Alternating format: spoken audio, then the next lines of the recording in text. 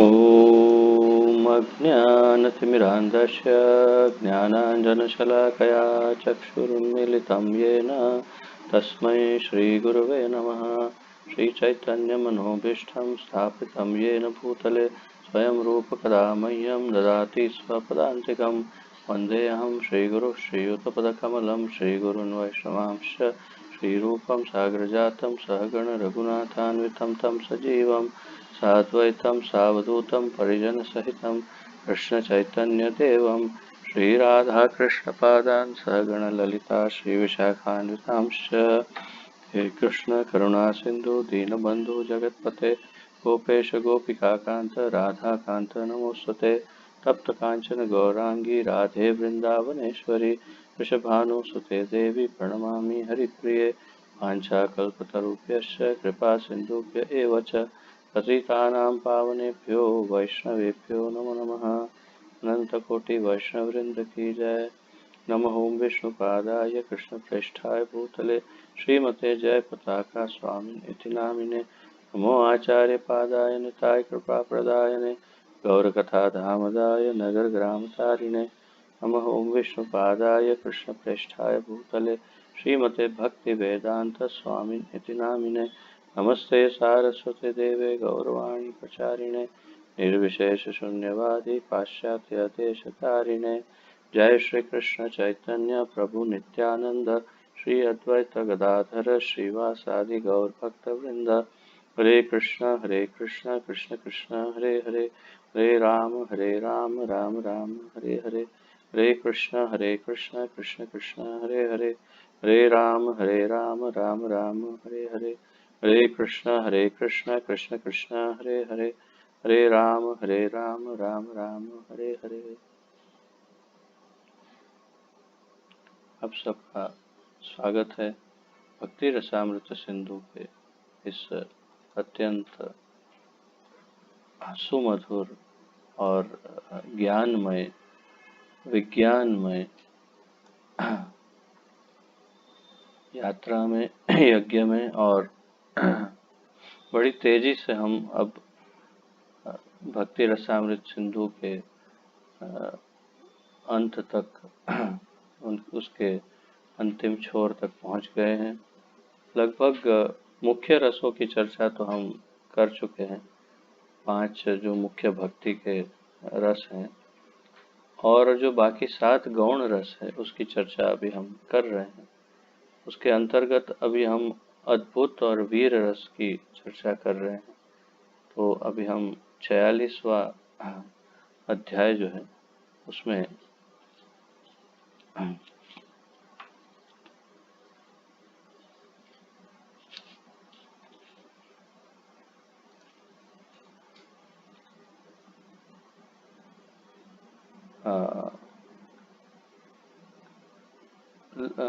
हमने पिछली बार जो चर्चा जिससे जहाँ से अंत हुआ था उसमें हमने दान के वीर रस की चर्चा की शुरुआत की थी। इसमें जो व्यक्ति दान में कृष्ण को अपना सर्वस्व अर्पित करना चाहता है किंतु बदले में कुछ नहीं चाहता वही असली त्यागी माना जाता है, वो चर्चा कर रहे थे हम। तो उसका सार ये है कि जो भगवान से कुछ नहीं चाहता परंतु भगवान को सब कुछ देना चाहता है वही असली वीर दानवीर कहलाता है। वो उस भाव की चर्चा हमने पिछली बार की थी।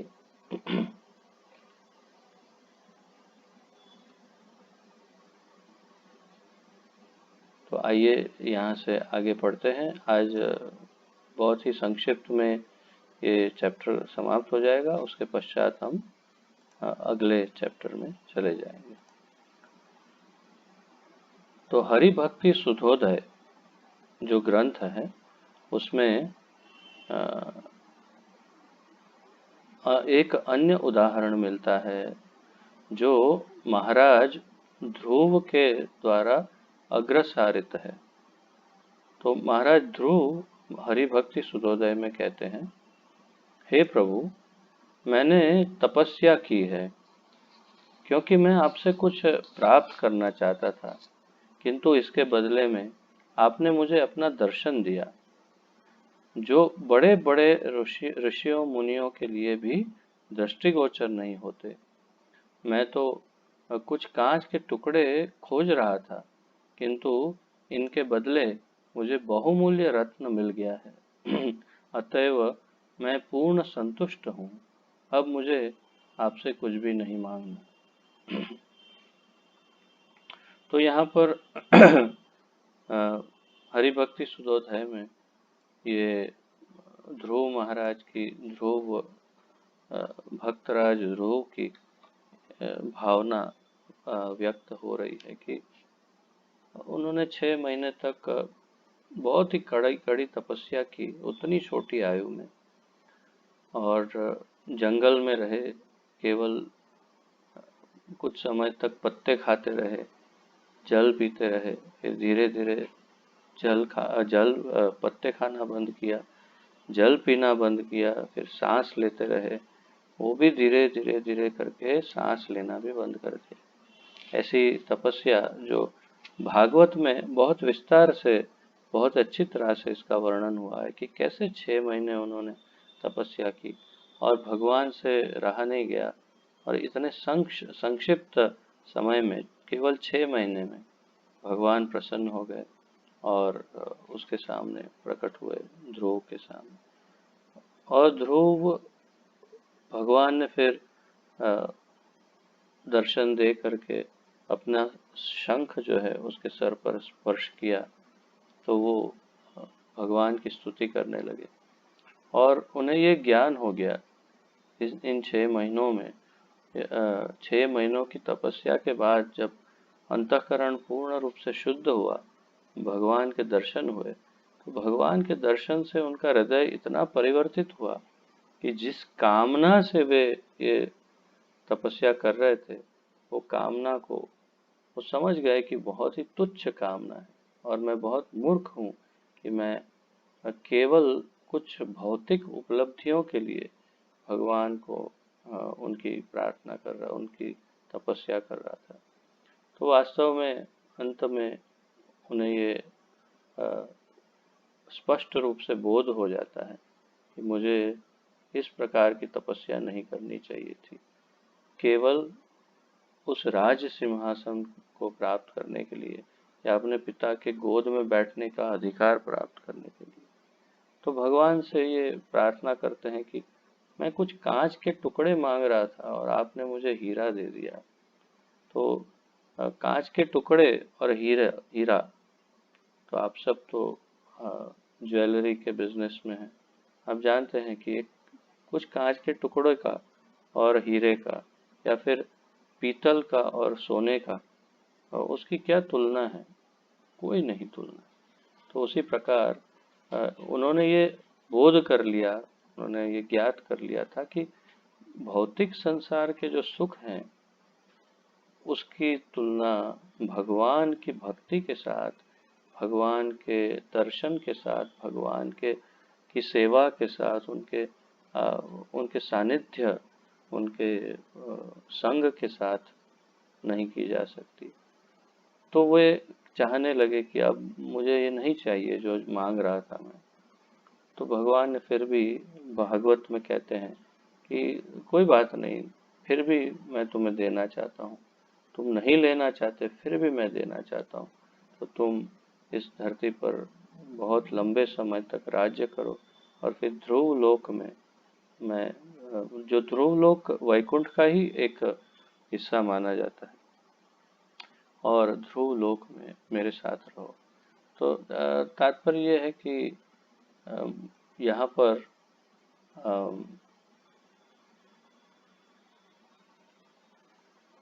ऐसा कथन, हाँ, ऐसा ही कथन श्रीमद् भागवत में तीसरे स्कंद के 15वें अध्याय के 48वें श्लोक में प्राप्त होता है, 3.15.48। सनक आदि चारों मुनियों ने भगवान से कहा, हे भगवान, आपका यश अत्यंत आकर्षक एवं समस्त भौतिक कल्मश से रहित है, इसलिए आप कीर्तनीय हैं। और संपूर्ण तीर्थों के आगार हैं। ऐसे पुण्य व्यक्ति जिन्हें आपके गुणों के गान में व्यस्त रहने का सौभाग्य प्राप्त है और जो वास्तविक रूप में आपकी दिव्य स्थिति को जानते हैं, आपके द्वारा प्रदत्त मुक्ति स्वीकार करने की तनिक भी परवाह नहीं करते। उन्हें ऐसी दिव्य निधि मिल जाती है कि वे स्वर्ग के राजा इंद्र के पद को भी स्वीकार नहीं करते। वे जानते हैं कि इंद्र का पद भी भयावह है, जबकि आपके दिव्य गुणों का गान करने वालों के लिए हर्ष ही हर्ष रहता है और वे सारे संकट से मुक्त रहते हैं।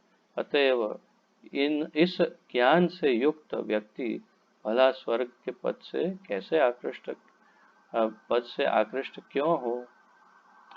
तो यहाँ पर एक और इस बोध का, इस प्रतीति का, इस साक्षात्कार का, इस ज्ञान का एक और उदाहरण दे दिया आगे कुछ भी समझाने से पहले, कि जैसे ध्रुव ने भगवान के दर्शन किए और उसे बोध हो गया कि भौतिक संसार की इच्छाएं तो बहुत ही तुच्छ कांच के टुकड़ों के समान है, भगवान ही सबसे महत्वपूर्ण है और उनका दर्शन ही ज्ञान का आनंद का स्रोत है। तो इसी प्रकार चार कुमार ने भी जब भगवान के दर्शन किए तो उन्हें भी ये बोध हो गया और उन्होंने भी भगवान की बड़ी स्तुति की कि कोई भौतिक संसार का कोई सुख मायने नहीं रखता। यहाँ तक कि इंद्रासन भी, इंद्र का पद भी, इंद्र बनने का जो एक आकर्षण होता है भौतिक संसार में, वो भी बिल्कुल तुच्छ है और वो भी व्यक्ति इंद्र भी बनना नहीं चाहता। और यहाँ तक कि मुक्ति भी, मोक्ष भी, यदि उसे मोक्ष भी मिलता है तो वो उसकी भी कामना नहीं करता। वो केवल भगवान के दर्शन और उनके सानिध्य का, उनकी उनके उनकी सेवा का लाभ लेना चाहता है। तो देखिए यहाँ ये भी अंतिम लाइन में कहा है, अतएव इस ज्ञान से युक्त व्यक्ति भला स्वर्ग के पद से आकृष्ट क्यों होगा। तो अब आगे समझाते हैं। एक भक्त ने राजा मयूरध्वज द्वारा प्रदर्शित दान के विषय में अपने भाव इस प्रकार व्यक्त किए। जिन महाराज मयूरध्वज, अब यहाँ पर ये बहुत अच्छा उदाहरण है। वास्तव में ये बहुत लंबी कथा है, पर मैं अगर ये कथा करने जाऊंगा तो बहुत ही समय चला जाएगा। राजा मयूरध्वज की जो कथा है संक्षिप्त में करेंगे एकदम। तो एक भक्त ने राजा मयूरध्वज द्वारा प्रदर्शित दान के विषय में अपना भाव इस प्रकार व्यक्त किया। तो मयूरध्वज जो है वो बहुत ही बड़े दानवीरों में से एक उन्हें माना जाता है, क्योंकि भगवान ने उनकी परीक्षा ली और भगवान की परीक्षा में वे पास हुए। और किस प्रकार पास हुए और क्या हुआ उसका संक्षिप्त वर्णन यहाँ भी करेंगे हमारे आचार्य। जिन महाराज मयूरध्वज के कार्यकलापों के वर्णन करने तक में मेरी वाणी रुद्ध हो रही है, उन्हें मैं सादर नमस्कार करता हूँ। तो भक्त कह रहे हैं कि मयूरध्वज के उनकी जो लीला अर्थात उनकी जो घटना हुई उसके बारे में मैं बोलने जा रहा हूँ तो बोलते बोलते मेरी वाणी अवरुद्ध हो रही है, कंठ अवरुद्ध हो जाता है। तो ऐसे महान दानी को, दानवीर को मैं सादर नमस्कार करता हूँ। तो ये केवल दान देने का तो ऐसा है कि बहुत बड़े बड़े दानी पड़े हैं संसार में, परंतु हमारा जो यहाँ पर उद्देश्य है वो है भगवान के संदर्भ में। तो भगवान के उपलक्ष्य में, भगवान के कनेक्शन में जो दान दिया जाता है उस दान का महिमा है। जो सामान्य दान है उसका कोई महिमा नहीं है। और उसकी उसकी क्या वैल्यू है। परंतु जो भगवान के संदर्भ में दानवीर है, वही असली दानवीर है। तो यहाँ पर मयूरध्वज का इसलिए वर्णन है क्योंकि उन्होंने भगवान की भक्ति में अ, अपने दान को बताया। तो ऊपर के जो दो उदाहरण हैं उसकी भी हम चर्चा इसके पश्चात करते हैं। परंतु इस उदाहरण को देखिए कि मयूरध्वज अत्यंत बुद्धिमान थे और वे समझ गए थे कि ब्राह्मण वेश में कृष्ण एक बार उनके पास क्यों गए थे। कृष्ण ने उनका आधा शरीर मांगा और कहा इसे उनकी पत्नी तथा पुत्र आरे से चीरें। और महाराज मयूरध्वज ने यह प्रस्ताव स्वीकार कर लिया। महाराज मयूरध्वज अपनी तीव्र भक्ति भावना के कारण निरंतर कृष्ण का चिंतन करते थे और जब वे जान गए कि ब्राह्मण वेश में कृष्ण आए हैं तो उन्होंने अपना आधा शरीर देने में तनिक भी हिचक नहीं की। कृष्ण के निमित्त महाराज मयूरध्वज का यह त्याग विश्व में अद्वितीय है और हमें उनका सादर नमस्कार करना चाहिए उनको। तो यहाँ पर ऐसी कथा संक्षिप्त में बताई है कि भगवान एक बार मयूरध्वज की परीक्षा करने के लिए उनके पास गए और उनके दान की परीक्षा करने लगे कि आप बहुत बड़े दानवीर हैं। तो आप ब्राह्मण के वेश में गए और कहा कि मुझे आपका आधा अंग दे दीजिए और आपका आधा अंग आपकी पत्नी और आपका जो बेटा है वो आरी से, अर्थात कि जिससे हम लकड़ा या लोहा काटते हैं, पतली सी जो होती है, उसे उससे काटे आपकी पत्नी और बच्चा, और वो आधा अंग आप मुझे दान में दे दीजिए। तो मैं बता रहा हूँ कथा बहुत लंबी चौड़ी है, इसको अभी हम नहीं लेंगे, परंतु वास्तव में उन्होंने उस प्रस्ताव को स्वीकार किया और भगवान प्रसन्न हो गए। तो उनका जो त्याग है, अर्थात उन्होंने जिस प्रकार दान देने का उदाहरण प्रस्तुत किया, तो ये त्याग विश्व में अद्वितीय है और हमें उनको सादर नमस्कार करना चाहिए। उन्हें ब्राह्मण वेशधारी भगवान का पूर्ण ज्ञान था और वे पूर्ण दानवीर कहलाते हैं। तो जानते थे कि ये भगवान हैं, परंतु उन्होंने अपने नियम के अनुसार अपनी दानवीरता का प्रदर्शन किया और इसलिए किया क्योंकि सामने भगवान है। तो इन सभी उदाहरणों में सर्वश्रेष्ठ उदाहरण तो आत्मनिवेदन का है। नवधा भक्ति में सर्वोच्च स्तर आत्मनिवेदन का माना जाता है। तो आत्मनिवेदन जो है वो बलि महाराज ने जैसे किया, अपने आप को ही समर्पित कर दिया भगवान, तो उसी प्रकार का ये उदाहरण है। उन्होंने भी अपना आधा अंग भगवान को दे दिया, वो भी काट करके। और जहाँ हम ध्रुव की और 4 कुमार की बात करते हैं, तो ध्रुव ने अपने राज्य का मोह, अपने संसार का मोह, संसार सुख को दान में दे दिया। किसको दिया दान में? भगवान को ही दिया एक प्रकार से, कि नहीं मुझे नहीं चाहिए, आप ये सब मत दीजिए। परंतु फिर भी भगवान ने उनको वो दिया। और सनक सनातन, ये जो 4 सनत कुमार हैं, 4 कुमारों ने अपने ज्ञान को, अपनी बुद्धि को, अपने निर्विशेष जो मनोधारणा या निर्विशेषवाद है उसे, और अपनी मुक्ति को, ये सब को उन्होंने समर्पित किया। तो अपने आप को भक्त जो है भगवान के सामने अपनी सारी भौतिक इच्छाएं, कामनाएं, जो भी इंद्रियों की तृप्ति के लिए जो कुछ है, सब कुछ भगवान के लिए, भगवान के सामने तुच्छ समझकर उसका त्याग करते हैं। तो ये सब त्याग करना वीरता है, बहुत बड़ी वीरता है। क्योंकि मैं अपने निजी अनुभव से बता रहा हूँ कि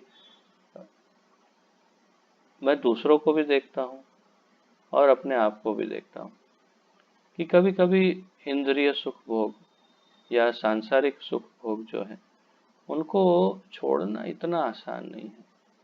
मैं अच्छे अच्छे बड़े बड़े साधुओं को देख चुका हूँ जो अ, भक्ति में आगे बढ़ने का बहुत बड़ा कदम उठा लेते हैं और फिर अ, कुछ समय के पश्चात सांसारिक सुख भोग में ऐसे डूब जाते हैं कि अपना जो ध्येय है उससे विचलित हो जाते हैं। और मैं अपने आप को भी देखता हूँ कि सांसारिक आकर्षण आकर्षण इतने हैं कि कई बार मन जो है वो यहाँ से वहाँ होता रहता है और भगवान के चरणों में स्थिर इतना आसानी से नहीं हो पाता। तो अगर अगर कोई ऐसा कर पाता है तो ये बहुत बड़ा त्याग है, बहुत बड़ा दान, या दान से भी उत्तम शब्द इसके लिए त्याग है। ये बहुत उत्तम त्याग है भगवान की भक्ति के लिए, जो हम सबको प्रयास करना चाहिए कि हम अपने सुख भोग और इंद्रिय जो इंद्रियों की तुष्टि है, संतुष्टि है, उससे ध्यान हटा करके भगवान के संतोष की तरफ, भगवान की संतुष्टि की तरफ और हमारे गुरु के की इच्छाओं की पूर्ति की तरफ हम हमारा ध्यान लगाएं। तो ये हमारे लिए बहुत बड़ा त्याग होगा और इसका अद्वितीय फल हमें प्राप्त हो सकता है। जो व्यक्ति सदैव कृष्ण को प्रसन्न करने के लिए सन्नद्ध रहता है और भक्ति को पटुता पूर्वक संपन्न करता है, वह धर्मवीर कहलाता है। तो अब हमने पहले दान देखा, फिर त्याग देखा और अब हम धर्मवीरता का की चर्चा कर रहे हैं। तो यह है धर्मवीर। कौन धर्मवीर कहलाता है? जो व्यक्ति सदैव कृष्ण को प्रसन्न करने के लिए प्रयत्नशील रहता है और भक्ति को पटुता पूर्वक संपन्न करता है। पटुता पूर्वक अर्थात बहुत ही एक्सपर्ट जो ज्ञानी होता है, जो जिसके अंदर सब दक्ष दक्ष जो दक्षता पूर्वक करता है, तो उसे, तो अर्थात कि जो भक्ति के सारे अंगों को अच्छी तरह से निभाता है, उसे धर्मवीर कहते हैं। तो धर्म स्वनुष्ठितः पुंसा विश्वक्सेन कथासु यः न उत्पादयेद यदि रतिम श्रम एव हि केवलम। तो यदि हम कोई भी धर्म का पालन करते हैं और उसमें से यदि भगवान के की कथा के प्रति, भगवान के प्रति आकर्षण उत्पन्न ना हो धर्म पालन में, तो वो श्रम एव हि केवलम, वो श्रम है, वो बिल्कुल व्यर्थ का श्रम उसे माना जाता है, जैसे एक मजदूर करता है। तो यहाँ पर उदाहरण क्या है? यहाँ पर इस बात को नहीं कहा, परंतु ये स्पष्ट कर दिया है कि जो भगवान की भक्ति में जो धर्म पालन कर रहा है वही वह असली धर्मवीर है। बाकी सब धर्म बेकार है जिसमें भगवान की भक्ति या भगवान की संतुष्टि समाहित नहीं है। वो धर्म क्या मतलब है? तो धार्मिक अनुष्ठानों का को संपन्न करने वाले उच्च भक्त ही धर्मवीर अवस्था को प्राप्त हो सकते हैं। प्रामाणिक शास्त्रों को पढ़ने के बाद, नैतिक सिद्धांतों का पालन करने के बाद, आज्ञाकारी, सहिष्णुता तथा संयमी बनने के बाद ही व्यक्ति धर्मवीर बनते हैं। तो ये धर्म के जो विभिन्न अंग है उसकी चर्चा यहाँ प्रभुपाद जी कर रहे हैं। जो लोग कृष्ण की तुष्टि के लिए धर्म अनुष्ठान करते हैं वे भक्ति में स्थिर होते हैं, किंतु जो लोग कृष्ण को तुष्ट करने की इच्छा के बिना धार्मिक अनुष्ठान करते हैं वे केवल पुण्य आत्मा कहलाते हैं। तो उन्होंने ये बिल्कुल स्पष्ट कर दिया कि धर्म, असली धर्म पालन क्या है, अम, और असली धर्म जो है उससे विपरीत जो धर्म का पालन करने का प्रयास करते हैं परंतु पुण्य करके रुक जाते हैं, तो उसमें और इसमें अंतर क्या है। जैसे एक सामान्य उदाहरण कि कोई भूखा है, गरीब है, तो उसे खाना खिला दिया, तो कहेंगे हाँ धर्म का पालन किया, बहुत अच्छी बात है। और अ, फिर क्या हुआ, बोले उनको पुण्य कमाए और उसका फल क्या मिला, और स्वर्ग में जाएंगे, बहुत अच्छी बात है। फिर क्या होगा, तो पुण्य खत्म होंगे तो क्षिणे पुण्य क्षिणे पुण्य मर्त्य लोकम पुनः विशंति, फिर से धरती में आ जाएंगे। तो हमें क्या करना चाहिए। अच्छा, दूसरा उदाहरण, भूखा कोई गरीब बेचारा आया है, भगवान का महाप्रसाद खिलाया उसको, तो क्या होगा, आपको पुण्य कर्म नहीं मिलेगा, पुण्य फल नहीं मिलेगा। क्यों? क्योंकि आपने भगवान का प्रसाद जो कर्म फ्री है वो आपने प्रसाद किसी को खिलाया, तो प्रसाद में पुण्य नहीं होता, उसमें भक्ति बढ़ती है। अच्छा, तो उससे क्या होगा, आप मुक्त हो जाएंगे, भगवान के धाम चले जाएंगे, और आपको स्वर्ग में, नरक में, धरती पर यहाँ वहाँ नहीं भटकना पड़ेगा। एक सामान्य उदाहरण से हम समझने का प्रयास कर रहे हैं कि धर्म पालन, वास्तविक धर्म पालन क्या है। वही श्लोक विश्वक्सेन कथासु यः न उत्पादयेद यदि रतिम् श्रम एव हि केवलम्। तो धर्म स्वनुष्ठितः पुंसां, जो धर्म में भगवान विश्वक्सेन के लिए जो रति उत्पन्न नहीं होती धर्म पालन से, वो धर्म श्रम एव हि केवलम, तो अर्थात वो आपको पुण्य देगा, फिर या तो पाप होगा, पुण्य होगा, यहाँ भटकेंगे वहां भटकेंगे, क्या फायदा। इसीलिए ऐसा धर्म पालन हो जिससे भगवान की भक्ति संपन्न हो और हमारी मुक्ति हो, ये नहीं कि हम पुण्य कमाएं। तो इसीलिए उनको पुण्यात्मा कहा, जो अनुष्ठान करते हैं लेकिन भगवान की संतुष्टि के लिए नहीं, और जो भगवान की संतुष्टि के लिए करते हैं वो असली धर्मवीर कहलाते हैं। तो धर्मवीर के सर्वोत्तम उदाहरण महाराज युधिष्ठिर हैं। एक बार एक भक्त ने कृष्ण से कहा, हे कृष्ण, हे असुरों के विनाशक, महाराज पांडु के ज्येष्ठ पुत्र महाराज युधिष्ठिर ने आपको प्रसन्न करने के लिए सारे यज्ञ संपन्न किए हैं। उन्होंने यज्ञों में भाग लेने के लिए सदैव स्वर्ग के राजा इंद्र को बुलाया है।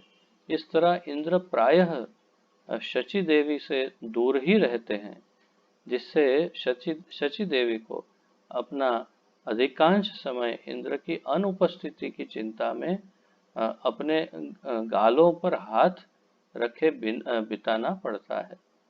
तो आपको थोड़ा आश्चर्य होगा ये क्या लिखा है, परंतु यहाँ कहना चाहते हैं कि महाराज युधिष्ठिर इतने अधिक यज्ञ करते थे कि यज्ञ करेंगे तो उसमें देवी देवताओं को आहुति मिलती है, तो उनका आह्वान होता है, देवी देवता पधारते हैं, तो जब देवी देवता आते हैं और फिर उनको यज्ञ भाग मिलता है, फिर वापस चले जाते हैं। परंतु महाराज युधिष्ठिर चेन यज्ञ करते थे, ऐसे चेन स्मोकर होते हैं, एक सिगरेट से दूसरी जलाते हैं, फिर उसे फेंकते हैं, फिर दूसरी जलाते, फिर से, ऐसे ये चेन यज्ञ करते होंगे। एक यज्ञ किया, फिर दूसरा किया, फिर तीसरा किया, फिर चौथा किया। तो जो इंद्र है वो यहाँ आते थे, वापस ही नहीं जा पाते थे, क्योंकि एक एक यज्ञ होता रहता है, और जो सची देवी उनकी पत्नी है वो उनका इंतजार करती थी, कैसे, गालों पर हाथ रख के, ऐसे ऐसे इंतजार करते हैं, तो ऐसे गालों पर हाथ रख के वो उनका इंतजार करती रहती कि अभी आएंगे, अभी आएंगे, अभी आएंगे, और वो इंद्र जो है वो आते ही। तो ये बहुत ही रोचक, रोमांचक, अद्वितीय यहाँ पर उदाहरण दिया है कि ये है धर्मवीर। क्यों? ये सारे यज्ञ भगवान कृष्ण की संतुष्टि के लिए करते थे। भगवान के वो आनंद के लिए युधिष्ठिर महाराज ये सब यज्ञ करते थे। तो इतना ही अंतर है भाव का। बलि महाराज ने 99 यज्ञ किए और 100वां यज्ञ करने जा रहे थे। तो ये 100 यज्ञ क्यों कर रहे थे? इंद्र पद की प्राप्ति के लिए, गुरु शुक्राचार्य के कहने पर। और फल क्या हुआ? सब कुछ छिन गया। वो तो आत्मनिवेदन कर दिया, तो भगवान ने फिर उन्हें सुतल लोक का राजा बना दिया। परंतु 99 यज्ञ का फल शून्य था। इस प्रकार युधिष्ठिर महाराज ने क्या किया? राजसूय यज्ञ और बहुत सारे यज्ञ किए। किसके लिए किए? कृष्ण की संतुष्टि के लिए। फल क्या मिला? भगवान के धाम वापस चले गए। उनके शुद्ध भक्तों में उनका उनका भी नाम लिया जाता है और भगवान की नित्य लीला में वे हमेशा रहते हैं। ये सब तात्पर्य क्या है कि एक एक ही कार्य है यज्ञ करना, परंतु उद्देश्य में अंतर से फल में बहुत बड़ा अंतर पड़ जाता है। तो सारे 1000 यज्ञ, करोड़ यज्ञ करें परंतु भगवान को याद ना करें, और केवल एक यज्ञ छोटा सा भी कर ले घर में और कृष्ण के लिए करे, तो बहुत बड़ा अंतर हो जाता है। वही असली धर्मवीर है। देवताओं के लिए विभिन्न यज्ञों का संपन्न किया जाना परमेश्वर के अंगों की पूजा समझा जाता है। देवतागण भगवान के विश्व शरीर के अर्थात विश्व रूप के विभिन्न अंग माने जाते हैं। अतएव उनकी पूजा करने का चरम उद्देश्य उनके विभिन्न अंगों की आंशिक पूजा द्वारा उन्हें प्रसन्न करना है। महाराज युधिष्ठिर को ऐसी कोई भौतिक इच्छा नहीं थी। उन्होंने कृष्ण के निर्देशन में ही सारे यज्ञ संपन्न किए। भगवान ने कहा ये यज्ञ करो, ठीक है कर देते। भगवान ने कहा वो ठीक है कर देते। उन्होंने केवल भगवान की इच्छा के लिए किया, कुछ और सोचा नहीं। उन्हें उन यज्ञों से कोई व्यक्तिगत लाभ की इच्छा नहीं थी। वे केवल कृष्ण को प्रसन्न करना चाहते थे। अतएव उन्हें सर्वोत्तम भक्त कहा गया। वे सदैव प्रेमा भक्ति के सागर में तल्लीन रहते थे और इस प्रकार उन्हें धर्मवीर कहा जा सकता है। तो ये अध्याय में हमने वीरता, विभिन्न प्रकार की वीरता और विभिन्न प्रकार के अद्भुत भक्ति रस की चर्चाएं की, बहुत सारे उदाहरण देखे और हमें इससे जो सीखना है वो मूल रूप से वही है कि जो करिए सब कुछ भगवान की ही संतुष्टि के लिए करिए, अपने लिए कुछ मत करिए। यदि हमारे लिए, अगर कोई मूर्ख व्यक्ति ये भेद देखता है कि ठीक है भक्ति अपनी जगह है और अपना जीवन अपनी जगह है, तो समझना चाहिए कि नितांत मूर्ख है। उस व्यक्ति में कोई भक्ति का ज्ञान अभी तक प्रज्वलित नहीं हुआ, उत्पन्न नहीं हुआ। और जो ज्ञानी है कि जो समझता है भगवान को, वो इसी बात से उसी बात का ध्याय होता है उसके जीवन में कि मैं जो कुछ भी भौतिक जीवन में भी कर रहा हूँ केवल भगवान की संतुष्टि के लिए कर रहा हूँ और मुझे सब कुछ भगवान की संतुष्टि के ही लिए करना चाहिए। और यदि मैं सब कुछ भगवान की संतुष्टि के लिए करूँगा तो भौतिक जीवन में क्या क्या है? सब कुछ प्राप्त हो सकता है। और ये एक ही ट्रायल के लिए एक ही जीवन मिला है आपको, हमको, हम सबको ट्रायल करने के लिए एक ही जीवन मिला है। ट्राई करना है या नहीं करना वो सोच लेना है। कई मूर्ख सोचते हैं कि मैं पहले अपना एक अच्छा नौकरी कर लूँ, एक अच्छा बिजनेस स्थापित कर लूँ, एक पहले एक थोड़ा जीवन थोड़ा सेट कर लो और साथ साथ में थोड़ी भक्ति करता रहूंगा। अ, वो समझते हैं कि मेरे ऊपर ये उत्तरदायित्व है, मुझे ये जिम्मेदारी निभाना है, मुझे ये करना है। परंतु हमारे पूर्वकालीन भक्तों ने इस बात को सिद्ध किया है कि अपना धर्म निभाना है, परंतु मूल उद्देश्य भक्ति है। अगर भक्ति कहीं भी डामाडोल होती है तो ऐसे भौतिक कार्यों का तुरंत त्याग कर देना चाहिए। भक्ति पर जो असर डाले, भक्ति को थोड़ा भी कम करे, ऐसे किसी भी भौतिक कार्य का त्याग कर देना चाहिए। उसमें कोई कॉम्प्रोमाइज, कोई भी उसके अंदर कमी हो, ऐसा कोई कार्य नहीं करना चाहिए, कोई कॉम्प्रोमाइज नहीं करना चाहिए।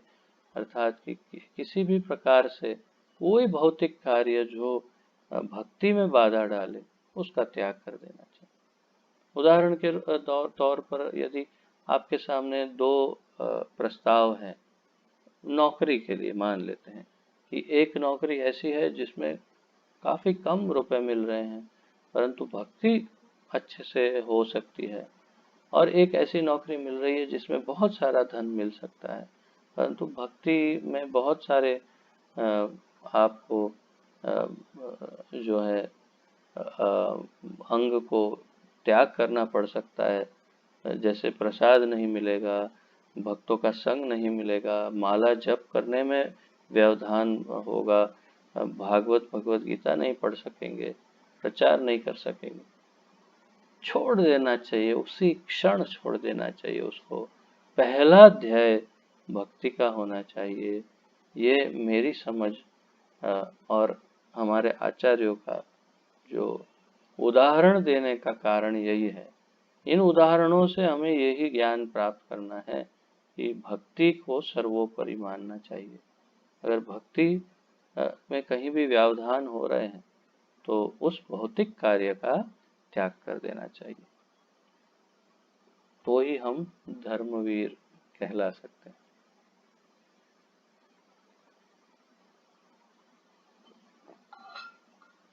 धर्मवीर कहलाए कि नहीं, परंतु मूल भक्ति का ही ध्येय होना चाहिए।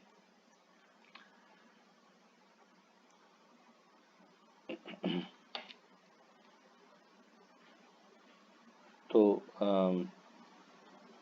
करुण भक्ति रस तथा रौद्र भक्ति रस, उसका थोड़ा आरंभ कर लेते हैं। अध्याय 47, चैप्टर नंबर 47, करुण भक्ति रस तथा रौद्र भक्ति रस, ये शीर्षक है। उसमें सबसे पहले करुण भक्ति रस की चर्चा आरंभ करते हैं। मूल रूप से जिसमें दुख उत्पन्न हो, उसे करुण भक्ति रस कहा है। तो विस्तार से देखते हैं कैसे समझाते हैं हमारे आचार्य। जब भक्ति भाव से कृष्ण के विषय में किसी प्रकार का शोक उत्पन्न होता है तो इसे करुण भक्ति रस कहते हैं। हमेशा जैसे पहली लाइन में प्रभुपाद समझा देते हैं, उसकी व्याख्या करते हैं, वैसे यहाँ भी व्याख्या की है। जब भक्ति भाव से कृष्ण के विषय में किसी प्रकार का शोक उत्पन्न होता है, कृष्ण के विषय में शोक, भौतिक संसारिक शोक नहीं, ये ओ मेरे पास ये नहीं है, मुझे ये हो गया, वो नहीं। कृष्ण के विषय में जो शोक उत्पन्न होता है भक्ति में, इसे करुण भक्ति रस कहते हैं। इस भक्ति के उद्दीपन है कृष्ण के दिव्य गुण, तो इस भक्ति को करुण भक्ति रस को, अर्थात वो शोक को जो बहुत ज्यादा बढ़ाता है, वो उद्दीपन कौन से हैं जो ये शोक को बढ़ाता है? तो कृष्ण के दिव्य गुण, उनका रूप तथा भगवान के कार्यकलाप, ये तीन उसके उद्दीपन है जिससे ये शोक बढ़ता है। तो आश्चर्य है, भगवान के दिव्य गुण से शोक बढ़, उनके रूप से शोक बढ़ जाता है। वो जो कार्यकलाप उनकी लीलाएं हैं उससे शोक कैसे बढ़ सकता है? तो उदाहरण से देखते हैं। इस भक्ति भाव में कभी कभी शोक, उच्छ्वास अर्थात सांस लेना गहरी, ऐसा विलाप। विलाप का अर्थ यह है कि बहुत ही रो करके या तो दुख व्यक्त करके जोर जोर से शोक प्रकट करना, उसे विलाप करना कहते हैं। भूमि पर गिरना तथा छाती पीटना जैसे लक्षण प्रकट होते हैं। मतलब पूरी तरह से इसे इन सब को विलाप कह सकते हैं एक प्रकार से कि जब विलाप करते हैं व्यक्ति तो छाती पीटना, जमीन पर गिरना, जोर जोर से रोना, या ये सब लक्षण भी प्रकट हो सकते हैं। कभी कभी आलस्य, निराशा, अपयश, दैन्य अर्थात दीनता, चिंता, विषाद, उत्सुकता, चपलता, उन्माद, मृत्यु, विस्मृति, व्याधि तथा मोह के लक्षण भी देखे जाते हैं। तो इसमें करुण भक्ति रस में ऐसे ऐसे दुख, ऐसी ऐसी तकलीफें भी लक्षण के रूप में देखी जाती है। तो जब भक्ति अपने हृदय में जब भक्त अपने हृदय में कृष्ण के बारे में कोई संकट की संभावना देखता है तो उसे शोक भक्ति रस कहते हैं या करुण भक्ति रस कहते हैं। तो जब हृदय में कृष्ण के विषय में कोई संकट की संभावना, तो अब आपको थोड़ा थोड़ा अंदाजा आ गया होगा कि जैसे कृष्ण के माता पिता, कृष्ण के मित्र, कृष्ण के भाई बलराम जी, या कृष्ण की बहुत ही प्रिय सखियां गोपियां श्रीमती राधा रानी, ये सब जब भगवान के विषय में कोई संकट को देखते हैं तो उनके हृदय में बहुत गहरा शोक उत्पन्न होता है, और इससे उसे ही शोक भक्ति रस अथवा करुण भक्ति रस कहते हैं। ऐसे शोक इस करुण भक्ति रस का अन्य लक्षण है। ऐसा शोक जो है वो करुण भक्ति रस का एक लक्षण है। श्रीमद् भागवत के 10वें स्कंद के 16वें अध्याय का 10वां श्लोक 10.16.10 में निम्नलिखित विवरण मिलता है। अब उदाहरण दे रहे हैं। जब कृष्ण यमुना में कालिया नाग को दंड दे रहे थे तो उस विशाल नाग ने कृष्ण के संपूर्ण शरीर को अपनी कुंडली में लपेट लिया। कृष्ण को इस स्थिति में देखकर उनके सारे ग्वाल बाल सखा अत्यधिक व्यग्र हो उठे। वे शोक, दुख तथा भय के कारण मोहग्रस्त हो गए और भूमि पर गिरने लगे। तो इन सब को देखिए आप, यहाँ पर कहीं भी कोई भौतिक शोक नहीं है, भौतिक दुख नहीं है, भौतिक चिंता नहीं है। संपूर्ण रूप से ये शोक, दुख और चिंता जो है वो भगवान के लिए है, भगवान के प्रेम के कारण। तो कृष्ण को इस स्थिति में देखकर उनके सारे ग्वाल बाल सखा अति अधिक व्यग्र हो गए। व्यग्र चिंता तू अत्यंत चिंतित हो गए और व्याकुल हो गए। वे शोक, दुख तथा भय के कारण मोहग्रस्त हो गए और भूमि पर गिरने लगे, क्योंकि सारे ग्वाल बाल इस भ्रम में थे कि कृष्ण किसी विपत्ति से ग्रस्त लगते हैं, इसीलिए उनके लक्षणों से कोई आश्चर्य नहीं व्यक्त होता था। तो सब कृष्ण को भगवान तो कोई मानता ही नहीं था ना वृंदावन में, ब्रज में। तो इसलिए भगवान को ऐसी विषम परिस्थिति में देखा, कालिया नाग के चंगुल में देखा, कालिया नाग ने पूरी तरह उनको लपेट लिया है, ये देखा जब, तो बहुत ही चिंतित हो गए कि अब हमारा परम मित्र जो है, प्रिय सखा है सबसे, वो अब उसका अंत होने वाला है। और ये सब कल्पनाएं करके इस विपत्ति को का अनुमान लगाया कि बहुत बड़ी विपत्ति आई है, और इसीलिए सब बहुत ही चिंतित हुए और अम, बहुत ही व्याकुल होकर के जो इसके जो लक्षण हैं सब उनके शरीर में प्रकट होने लगे। सब नीचे भूमि पर गिरने लगे और विलाप करने लगे। उन्होंने अपनी मित्रता, अपनी संपत्ति, अपनी इच्छाएं तथा अपने आप को कृष्ण को समर्पित कर दिया था। तो ये इससे कोई आश्चर्य नहीं है। इसमें कहते हैं कि इन लक्षणों से कोई आश्चर्य नहीं है। क्यों? क्योंकि ये कृष्ण प्रेमी हैं, सब शुद्ध कृष्ण भक्त हैं, और ऐसे प्रेमी हैं कृष्ण के, ये अपना सर्वस्व कृष्ण को ही न्यौछावर किया हुआ है। कृष्ण के अलावा इनके जीवन में और कुछ नहीं है, और जब कृष्ण नहीं रहेंगे तो इनके जीवन में और क्या रह जाएगा। इसी के शोक के कारण वे ये लक्षणों को प्रकट कर रहे हैं। जब कृष्ण यमुना नदी में प्रविष्ट हुए, जो कालिया नाग के रहने से अत्यंत विषक्त हो उठी थी, तो माता यशोदा को भी क्षमा कीजिए, माता यशोदा को सभी प्रकार की दुश्चिंताएं होने लगी और उनकी सांस गर्म हो उठी। उनके आंसुओं से उनके वस्त्र भीगने लगे और वे प्रायः मूर्छित होने लगी। स्वाभाविक है, जब मित्रों को इतना हो रहा है तो माता को कितना होगा।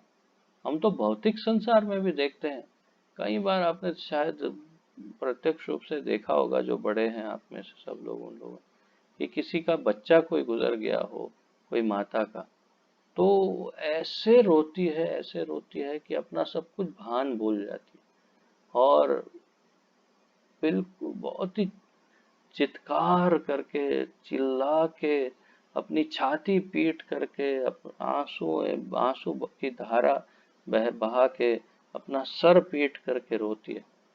बहुत ही व्याकुल हो जाती। तो ये तो भौतिक संसार में कोई बच्चा मृत्यु प्राप्त करता है तो माता इतना विलाप करती है। छोटा बच्चा मतलब बड़ा नहीं। तो तब ये कृष्ण की माता यशोदा को क्या नहीं हो सकता। वो देख रही है कि अपने नजरों के सामने कृष्ण कालिया के चंगुल में है, तो बहुत ही व्याकुल हो जाती है और मूर्छित बेहोश। इसमें देखिए जितने ऊपर के हमने लक्षण बताए थे, वो सब लक्षणों में से कई लक्षण इसमें समाहित है। आप देखिए, सब उसको एक तो सभी प्रकार की दुश्चिंताएं होने लगी और उनकी सांस गर्म हो उठी, उनके आंसुओं के से उनके वस्त्र भीगने लगे और मूर्छित होने लगी। तो कैसे जितने ऊपर गिनवाए थे उसमें से काफी लक्षण यहाँ उनको प्रकट हुए। इसी प्रकार जब शंखासुर कृष्ण की रानियों पर एक एक करके आक्रमण कर रहा था, तो बलदेव जी और अधिक नीले पड़ गए, ब्लू हो गए, अर्थात क्रोध और दुख के कारण अत्यंत वे नीले पड़ गए बलदेव जी। हंसदूत में निम्नलिखित वर्णित घटना वर्णित है। हम कुछ मिस तो नहीं किया? सही पढ़ रहे हैं ना? हाँ हाँ, नहीं हाँ बराबर है ना। नहीं, क्योंकि वो पेज कभी ऐसा हो जाता है। हंसदूत में निम्नलिखित घटना का घटना वर्णित है। गोपियों ने हंसदूत से अनुनय विनय की की कि वह कृष्ण के चरण चिन्हों की खोज करे और उन्हें उसी तरह स्वीकार करे जिस तरह ब्रह्मा जी ने कृष्ण के ग्वाल बालों को चुराने के बाद उन्होंने अपने मुकुट पर धारण किया था। तो हंसदूत एक ग्रंथ है और उसमें गोपियों ने हंस दूत से अनुनय या विनय किया है, प्रार्थना की। वह और क्या प्रार्थना की? वो कृष्ण के चरण चिन्हों की खोज करे, ढूंढ के चरण के चिन्ह ढूंढ के दिखाए उनको, और उन्हें उसी तरह स्वीकार करे कि चरण चिन्हों का को स्वीकार करे। कैसे? ऐसे ब्रह्मा जी ने जब ग्वाल बाल चुराए और फिर वहां से सब लीला समाप्त हो गई विमोहन की, तो आए और फिर झुक करके धरती पर उन्होंने भगवान को प्रणाम किया।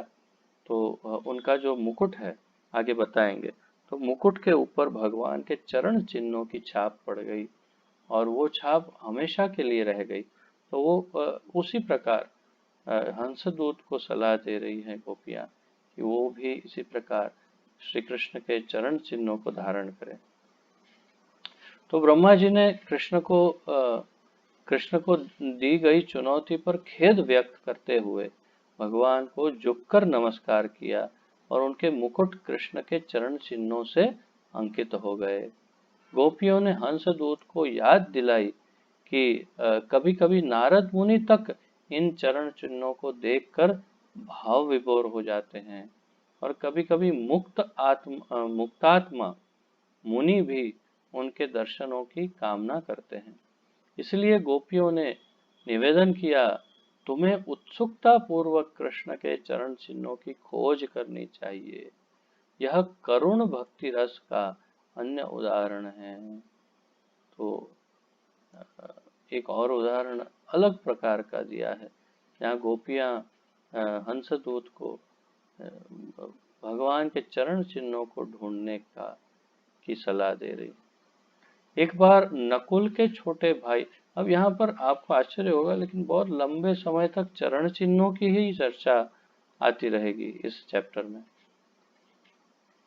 एक बार नकुल के छोटे भाई सदैव कृष्ण के चरण चिन्हों की तेजोमय दीप्ति देखकर अत्यधिक प्रसन्न हुए।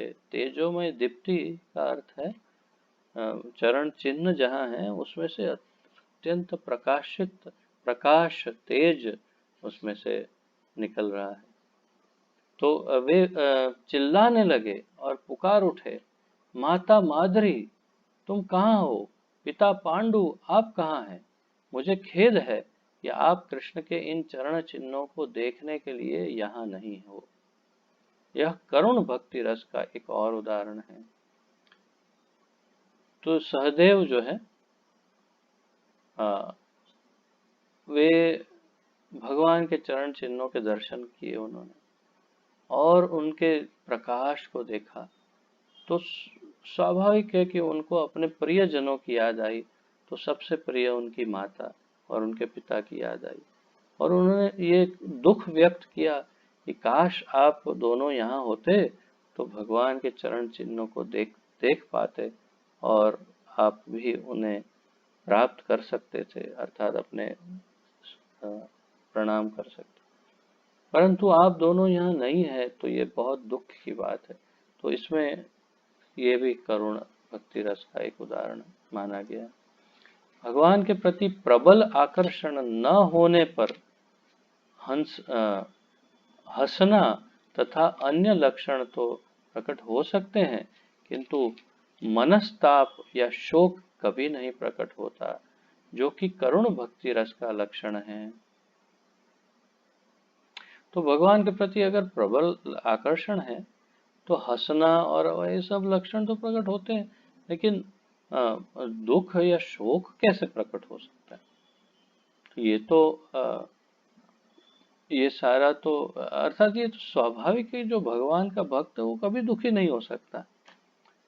तो ये दुख वो भौतिक दुख नहीं है और ये भौतिक दुख हो सकता ही नहीं कभी।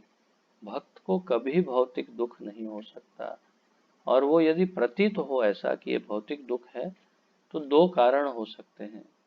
या तो हमारी भक्ति शुद्ध नहीं है, या तो फिर हम उस भौतिक दुख को देखने की गलती कर रहे हैं। वो वास्तव में भौतिक दुख है ही नहीं जिसे हम दुख देखते हैं, वो भगवान की करुणा है। तो यहाँ पर यही कहा कि वास्तव में करुण भक्ति रस का दुख हो सकता है, परंतु वास्तविक दुख भक्त को कभी नहीं हो सकता। इस करुणा का मूल सिद्धांत हमेशा प्रेम होता है। कृष्ण या उनकी रानियों के लिए बलदेव तथा युधिष्ठिर द्वारा प्रकट की गई भावी दुखानुभवों की आशंका का वर्णन पहले हो चुका है।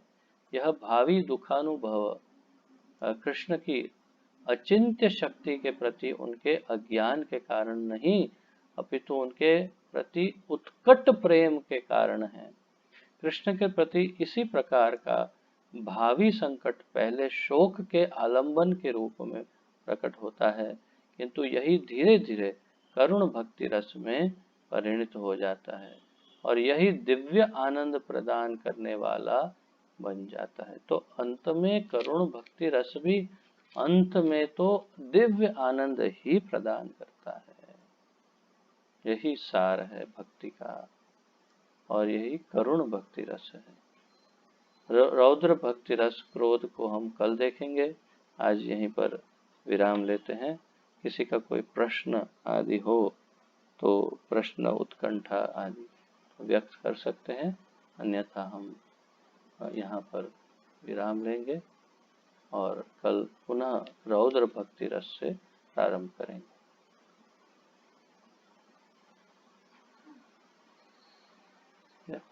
ये मयूर ध्वज के बारे में जब आपने लीला बताई थी, उसमें तो उनको पता था कि वो कृष्ण है, इसलिए वो संपूर्ण अपने आप को सरेंडर, वही तो भक्ति रस है। लेकिन कृष्ण बन के आए हैं तो मालूम ही ना हुआ। हाँ, तो यही तो उनकी परीक्षा थी कि वो मयूर ध्वज के बारे में प्रश्न पूछ रही है लीलामृता लक्ष्मी कि मयूर ध्वज को पता था कि ये तो कृष्ण है, तो उन्होंने दान दिया, तो ये तो भक्ति हुई। परंतु अगर उन्हें पता ना हो तो फिर वो भौतिक दानवीर कहलाते। अगर वो अज्ञानतावश उन्हें अपना अंग देते कि ये कृष्ण है, नहीं है, वो पता ना हो, और अगर आधा अंग देते तो वो दानवीर, भौतिक दानवीर, पुण्यात्मा कहलाते। परंतु कृष्ण है जान करके दिया तो ये भक्त कहलाए और भक्त दानवीर या त्यागी के रूप में उनकी चर्चा सदैव होती है। तो ये अंतर है और भगवान ने स्वयं ही चाहा होगा तभी तो वो पहचान पाए। अगर भगवान नहीं चाहते तो वो कैसे पहचान पाते उनको। और इसीलिए भगवान चाहते थे कि वो भक्त के रूप में उनकी कीर्ति उज्जवल हो और इसीलिए उन्होंने उनको शायद अपनी पहचान होने में सहायता की हो सकती है। ऐसा हो सकता है। किसी और का कोई प्रश्न है?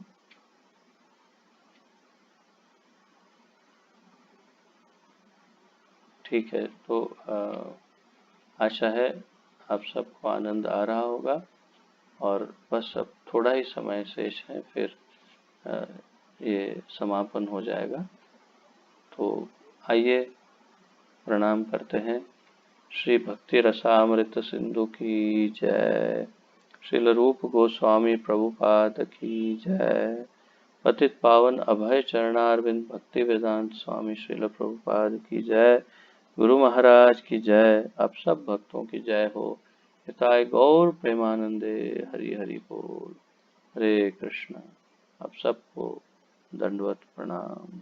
धन्यवाद।